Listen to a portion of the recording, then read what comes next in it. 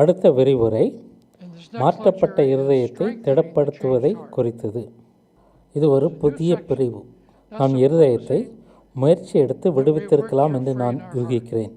நாம் பார்த்த செயல்முறைகளை கடைபிடித்து நம் இருதயம் இப்பொழுது விடுவிக்கப்பட்டிருக்கலாம். அதற்கு மேலும் ஒரு சில காரியங்களை செய்யாவிட்டால் விடுவிக்கப்பட்ட இருதயம் விடுவிக்கப்பட்ட நிலையில் தொடர்ந்து இருக்க முடியாது. இப்பொழுது குற்ற உணர்வு என் இருதயத்தில் நீக்கப்பட்டது, கசப்புணர்வு நீக்கப்பட்டது, மனக்கவலை நீக்கப்பட்டது, நான் கர்த்தருடைய கற்பனைகளில் ஓடுவேன் என்று அமைதியாக இருந்துவிட முடியாது. இப்பொழுது நாம் செய்ய வேண்டியது நம் இருதயத்தை திடப்படுத்த வேண்டும். நமது ஆவிக்குரிய இருதயத்தை திடப்படுத்த வேண்டும். 2 முக்கியமான வழிகளில் நீங்கள் இதை செய்யலாம். உங்கள் இருதயத்தை விடாமுயற்சியுடன் பாதுகாப்பது.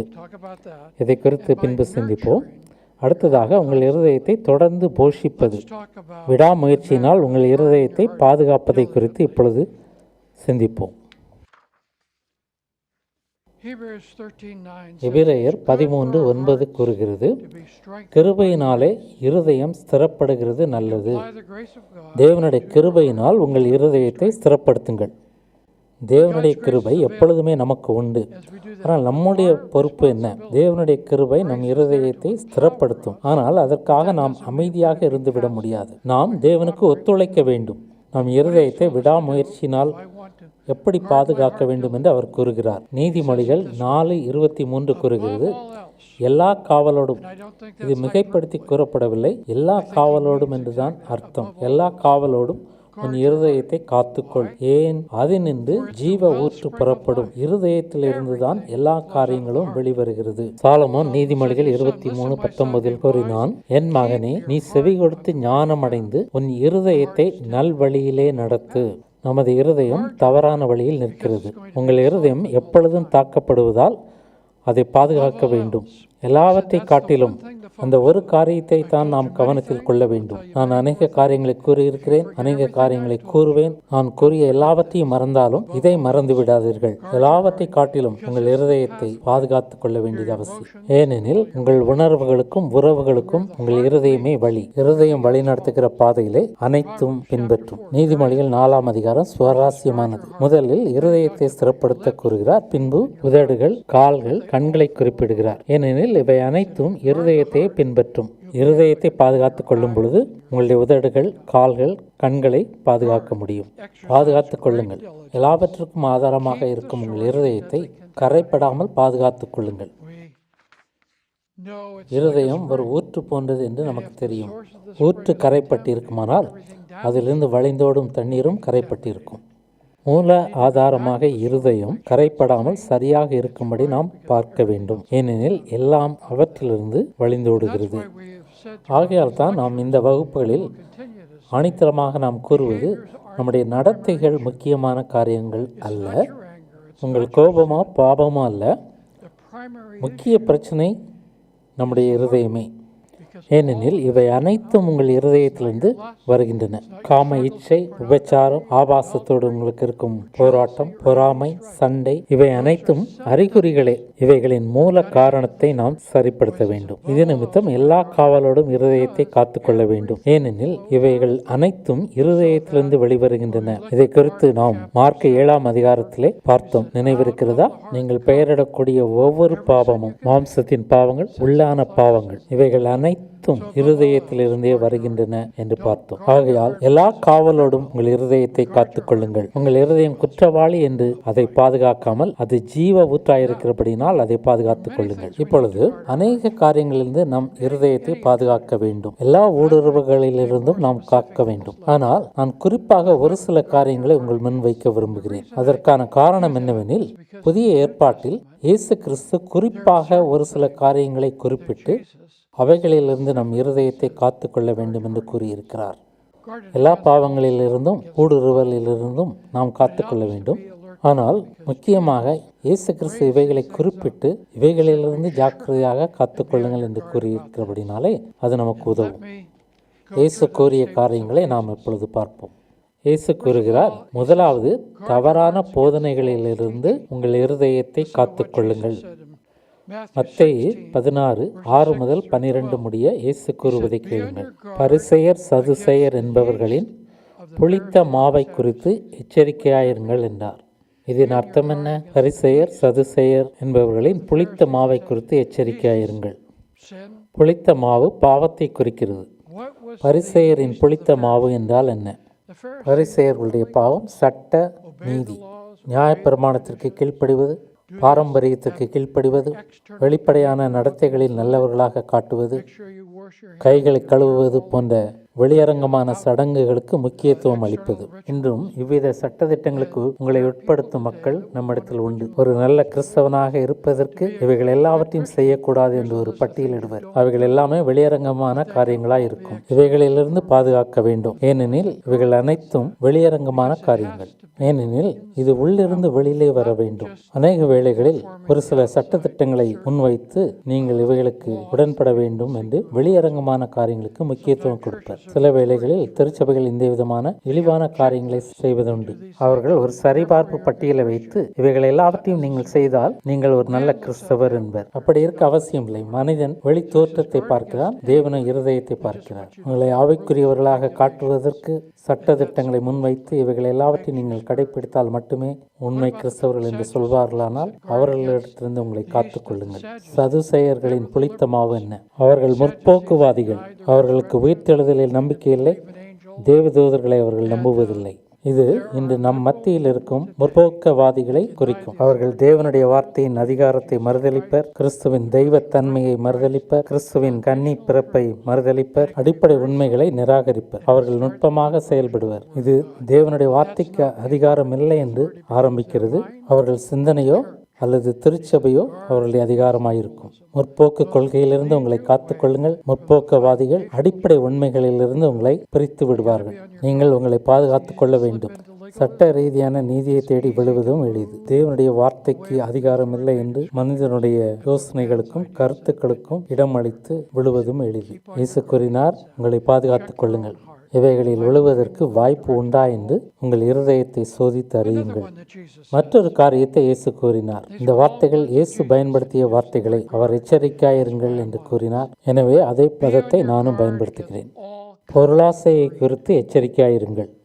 லூக்கா 12:15 முதல் 21 வசனங்களில் பொருளாசையை குறித்து இயேசு விளக்குகிறார். அந்த மனிதன் மேலும் மேலும் வேண்டும், என் களஞ்சியங்களை பெரிதாக்குவேன் என்று திருப்தி அடையாத ஒரு நிலை. அமெரிக்க தேசத்திலே, ஏன் உலகமெங்குமே நமது சமுதாயங்களில் அநேக காரியங்கள் நம்மிடத்தில் இருப்பவைகளை கணக்கிட்டு திருப்தி அடையாமல் மேலும் வேண்டும் என்று பொருளாசையை தூண்டுகிறது. இது ஒரு பொறி. இதில் கிறிஸ்தவர்களும் விழுந்து விடுகிறார்கள். எனக்கு இன்னும் வேண்டும், மேலும் தேவை, பெரிய வீடு, சிறந்த வீடு தேவை, புதிய கார் வேண்டும், வங்கி கணக்கில் அதிக பணம் சேர்க்க வேண்டும், இன்னும் அதிகமாக பெற்றுக்கொள்வதற்கு வாய்ப்பு இருக்கிறது. இவ்விதமாக செயல்படும் பொழுது தேவனோடு உள்ள உறவு பாதிக்கப்படுகிறது, உங்களுடைய உடல்நலன் பாதிக்கப்படுகிறது, உங்களுடைய குடும்பம் அளிக்கப்படுகிறது. உங்களிடத்தில் இருப்பவைகளில் திருப்தி அடையுங்கள். அதற்காக உங்கள் நிலையை மேம்படுத்தக்கூடாது என்பது அர்த்தமல்ல. ஆனால் உங்கள் இருதயத்தின் நோக்கம் மேலும் மேலும் பொருள் சேர்க்க வேண்டும் என்று இருக்குமானால் இயேசு கூறுகிறார், அது அழிவுக்கு நேரானது. எல்லாவற்றை காட்டிலும் உங்கள் இருதயத்தை காத்து கொள்ளுங்கள். பேராசை, இன்னும் வேண்டும், அதிகம் வேண்டும், இன்னும் பெரிய சிறந்த அதிகமான காரியங்களை நமக்கு தேவை இல்லை எனிலும், நமக்கு அது அவசியம் இல்லை எனிலும் எப்படி சம்பாதிப்பது என்று எண்ணிக்கொண்டே இருப்பது ஒரு பொறி என்று இயேசு கூறுகிறார். ஏனெனில் அதில் நீங்கள் சிக்கிக்கொள்வீர்கள். எச்சரிக்கையாயிருங்கள். இல்லையெனில் உங்களிடத்தில் இருப்பவைகளை கணக்கிட செய்து இன்னும் தேவை, இன்னும் வேண்டும் என்கிற பேராசையை உங்களிடத்தில் தூண்டும். மூன்றாவது, மார்க்கு 13:22-23 வசனங்களில் இயேசு கூறினார், கள்ள கிறிஸ்துக்களும் கள்ள தீர்க்கதரிசிகளும் எழும்பி கூடுமானால் தெரிந்து கொள்ளப்பட்டவர்களையும் வஞ்சிக்கத்தக்கதாக அடையாளங்களையும் அற்புதங்களையும் செய்வார்கள். நீங்களோ எச்சரிக்கையாயிருங்கள். ஏமாற்றுதல், எளிதாக ஏமாற்றப்படுதல். அப்போஸ்தலனாகிய பவுல் 1 கொரிந்தியரில் கூறினார், நான் பயப்படுகிறேன். ஏவாளை சாத்தான் வஞ்சித்தது போல நீங்களும் கிறிஸ்துவில் இருக்கிற எளிமையையும் தூய்மையையும் குறித்து சாத்தானால் வஞ்சிக்கப்பட்டு விடுவீர்களோ என்று அஞ்சுகிறேன் என்றார். கள்ள கிறிஸ்துக்களும் கள்ள தீர்க்கதரிசிகளும் நீங்கள் இந்த சித்தாந்தத்தை விசுவாசிக்க வேண்டும், அந்த சித்தாந்தத்தை விசுவாசிக்க வேண்டும் என்று ஏமாற்றுவார்கள். மக்களும் கவர்ச்சிகரமான புதிய உபதேசங்களை நாடி கிறிஸ்துவை தூய்மையோடும் எளிமையோடும் ஆராதிப்பதை விட்டுவிட்டு ஏமாற்றப்படுவர். மக்களிடத்தில் காணப்படும் அநேக சித்தாந்தங்களுக்கு வேதத்தில் இடமே இல்லை. இங்கு ஒரு வசனமாக அங்கு ஒரு வசனமாக எடுத்து எடுத்து தாங்கள் என்ன சொல்ல வேண்டும் என்று விரும்புகிறார்களோ அதற்கு வேதத்தை பயன்படுத்திக் கொள்கின்றனர். தேவன் இல்லை என்று வேதம் கூறுகிறது என்று என்னால் நிரூபிக்க முடியும். சங்கீதம் 14:1 கூறுகிறது, தேவன் இல்லை என்று மதிகெட்டவன் கூறுகிறான். இந்த வசனத்தை அதனுடைய சூழலிலிருந்து எடுத்து விடுவோமானால் தேவன் இல்லை என்று வேதம் கூறுகிறது என்று நாம் முடிவுக்கு வரலாம். ஏமாற்றப்படாமல், வஞ்சிக்கப்படாமல் எச்சரிக்கையாயிருங்கள். நீங்கள் கேட்கிற போதிக்கப்படுகிற காரியங்களை வேதத்தின் அடிப்படையில் இருக்கிறதா என்று சோதித்தறியுங்கள். பெரேயா பட்டணத்தாரை போல கேள்விப்பட்டவைகள் வேதத்தின் அடிப்படையில் இருக்கிறதா என்று அனுதினமும் வேதத்தை ஆராய்வது அவசியம். இல்லையெனில் அதை நிராகரித்து விட்டனர். இல்லையெனில் நீங்களும் கள்ள தீர்க்கதரிசிகளினால் கள்ள போதகரினால் ஏமாற்றப்படுவீர்கள்.